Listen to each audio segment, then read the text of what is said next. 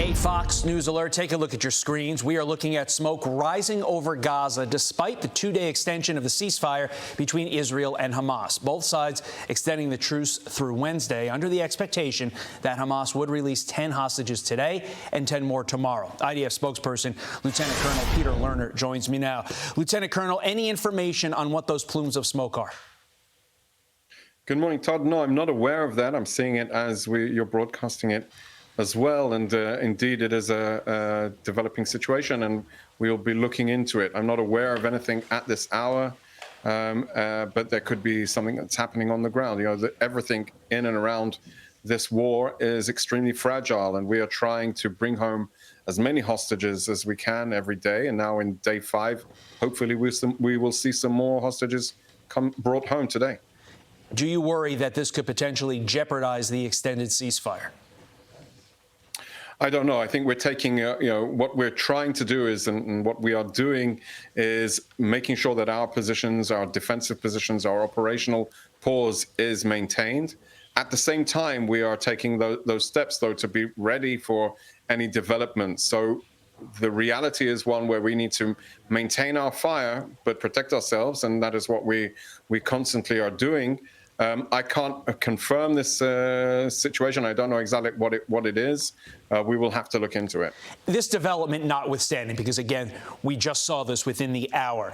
Based upon how negotiations have gone with Hamas so far, are you confident that the ceasefire will extend even further beyond this latest extension through Wednesday? Todd, it's very hard to look beyond this evening even. So I don't want to, harness the horses before the cart. We have to keep in mind that the reality on the ground is a dynamic one. We have to understand that the ruthless, merciless enemy that we are facing, Hamas, in this conflict is one that is all for mass manipulation and heart-wrenching of Israeli society. You've seen it over the last few days. We see Israelis gathering around the televisions from 4 p.m. every day here, glued to the television sets, trying to understand who's going to be let out, who's coming home, what their condition will be in. So I guess that will be the situation once more today. And then we will look towards tomorrow and plan for tomorrow. Our operations include making the necessary plans to transfer the hostages as they're released from the Israeli side to an initial medical assessment, a mental assessment, and then transferred to Israeli hospitals where they continue their treatment.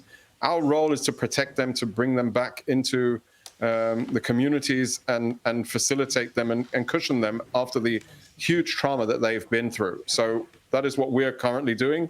The operational pause, Todd, it's important. We believe that we wouldn't be receiving these hostages without the immense military force that was utilized in order to bring Hamas to the negotiating table.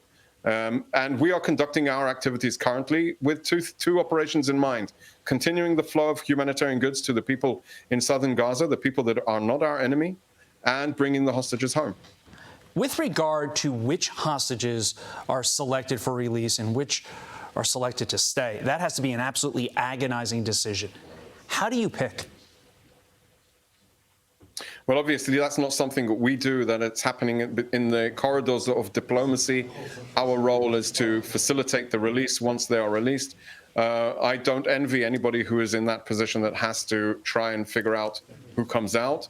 Of course, we demand that they all come home. We need to bring every last one of them home. We've demanded that the International Committee of the Red Cross have access to the hostages in order to assess their well-being. Unfortunately, I can't report that has actually happened. Understood. What is Hamas's endgame? Because at this current rate of hostage releases, albeit slow, but eventually this current group of hostages will all be released. What happens then? And the IDF resumes fighting, resumes attacking with the full strength and force of the IDF. Do you have any sense? I don't know.